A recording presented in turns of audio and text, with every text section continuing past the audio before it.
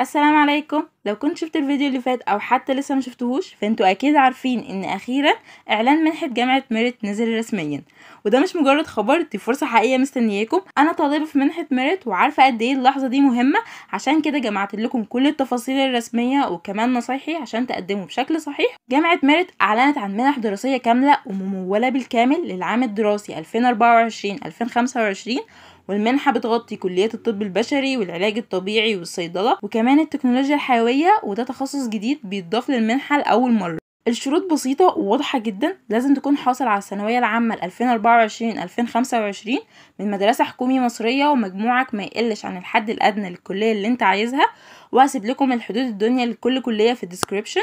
مهم جدا تكون مقدمتش في اي كلية تانية سواء خاصة او اهلية للسنة دي، وبياخدوا في الاعتبار البعد الجغرافي لتنمية محافظات زي سوهاج ومطروح وشمال سيناء وجنوب سيناء وكمان البحر الاحمر واسوان والوادي الجديد ليهم الاولوية، لكن ممكن يختاروا ناس من بره المحافظات دي يا شباب. وكمان في نسبة مخصصة للمتفوقين وخاصة من مدارس المتفوقين ستم ومدارس النيل، وفي نسبة لأبناء الشهداء والمصابين من الجيش والشرطة والأطقم الطبية. والأوراق المطلوبة هي شهادة الثانوية العامة أو الشهادة المعادلة، بطاقة الطالب وولي الأمر سواء الأب أو الأم، ولو أحد الوالدين متوفي بنحط شهادة الوفاة وإقرار الوصاية، وغير كده بنحط شهادة ميلاد مميكنة ووصل الكهرباء والمية، وممكن تحط وصل الغاز احتياطي وبحث اجتماعي باسم الجامعة وشهادة بعدم حيازة أراضي زراعية أو عقارات أو سيارات، ومفردات مرتب او بيان معاش في حالة ان الوالد على المعاش او حتى متوفى. التقديم السنة دي هيكون الكتروني وورقي مع بعض، ودي خطوة كويسة واحسن بكتير من زحمة التقديم الورقي في الجامعة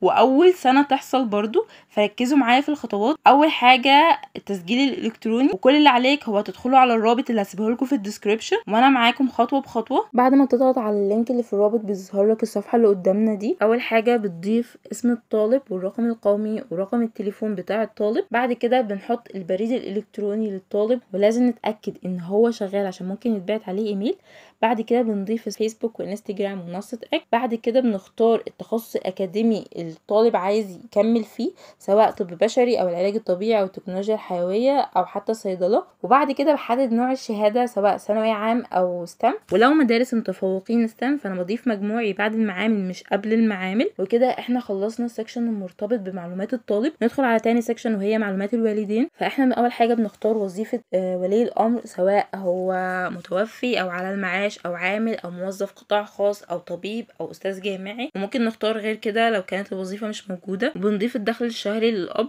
بعد كده بنضيف وظيفه الام وبنضيف الدخل الشهري ليها، وبنحط رقم الهاتف بتاع ولي الامر، وفي الاخر بحط صافي الدخل الاجمالي اللي هو عباره عن دخل الام ودخل الاب مع بعض. وبعد كده تالت سكشن وهو معلومات السكن، بختار في المحافظة وسواء أنا ساكن في مدينة أو قرية أو نجع، وبضيف كل تفاصيل المكان اللي أنا عايش فيه. وآخر سيكشن بضيف المعلومات المرتبطة بإخواتي، بضيف عددهم وكمان هل حد فيهم موجود في كليات قمة زي الطب والهندسة والصيدلة والعلاج الطبيعي. لو حد من الإخوات موجود في أي كلية من الكليات دي فأنا ببدأ أضيف اسم الكلية وهل هي كلية خاصة او حكومية. بعد ما تخلصوا التسجيل الالكتروني لازم تبعتوا صور من كل الاوراق اللي انا قلت لكم عليها على عنوان الجامعة الموجود في مدينة سوهاج الجديدة منطقة الجامعات والمعاهد جامعة ميريت، وده عن طريق البريد.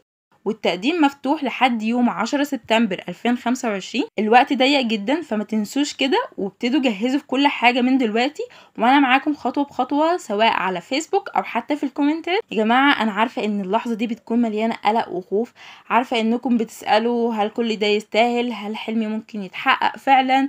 انا كنت مكانكم بالظبط السنة اللي فاتت وحاسة بكل الخوف ده. المنحة دي بتقول ان في مكان للطموح للمثابرة والكل اللي تعب وسهر عشان يوصل، عشان كده عايزة كل واحد منكم يسمع كلامي ده كويس.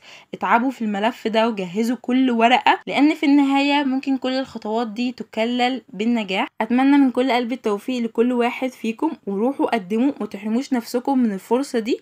والسلام عليكم ورحمة الله وبركاته.